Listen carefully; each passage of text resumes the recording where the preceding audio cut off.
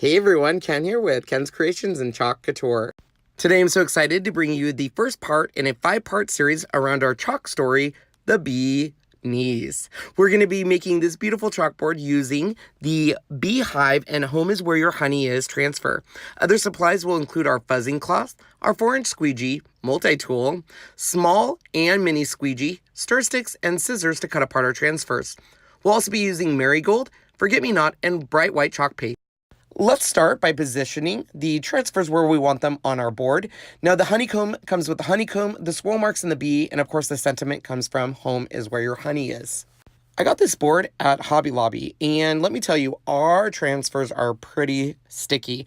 So when you are going to use our transfers on any wood product, I would use the fuzzing cloth about 5 to 6 times on it because it can lift up a little bit of the wood grain on the transfer and it's kind of hard to get off. So make sure to fuzz this transfer up pretty good. Once we have done the fuzzing part, we can position it on the board, and I will use the 4-inch squeegee to make sure we have all ripples out. Now, this wood does have a little bit of gap in between each of the pieces of wood, and that's okay, but still use a 4-inch squeegee to make sure there's no bubbles or ripples.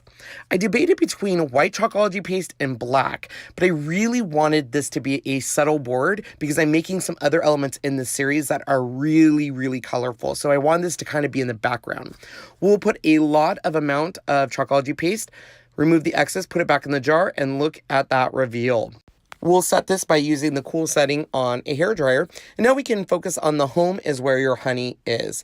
Now we want to make sure that we position this perfectly centered. And then you probably note that I did write both of the sentiments on the back. Because these pieces are about the same size, you want to make sure you know what backing goes with what transfer to preserve your transfers.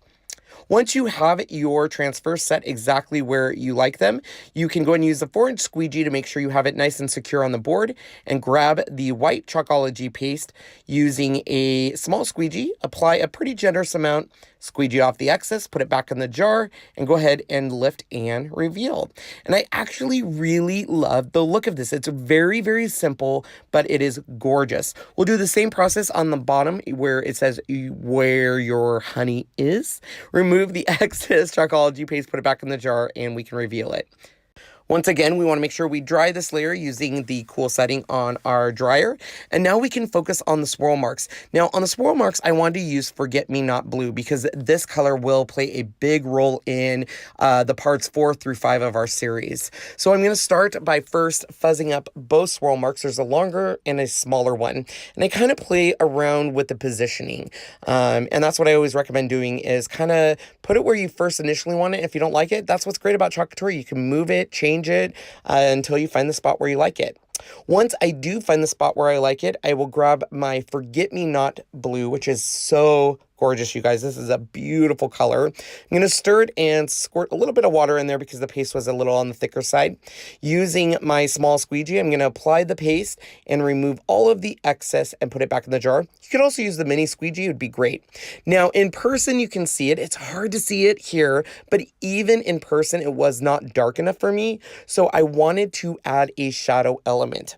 The way you can do this is clean your transfer by washing it. And once you're done, put it sticky side down and use the smooth side of your fuzzing cloth to remove the water.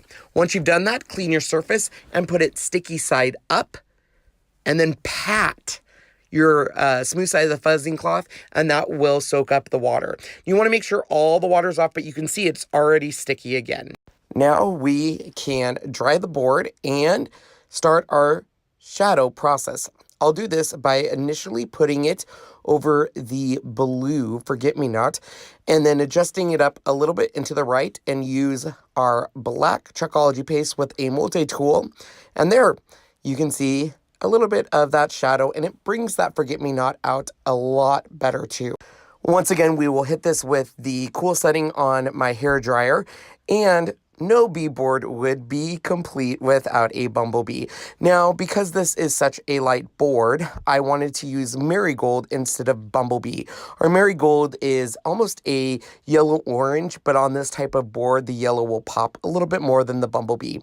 We'll position the bee first on the left side and add a little bit of the Marigold Chalkology paste, remove the excess and the reveal. Since I am doing the bee on the other side, we can just transplant that over to the right-hand side and do the process all over again without washing our transfer.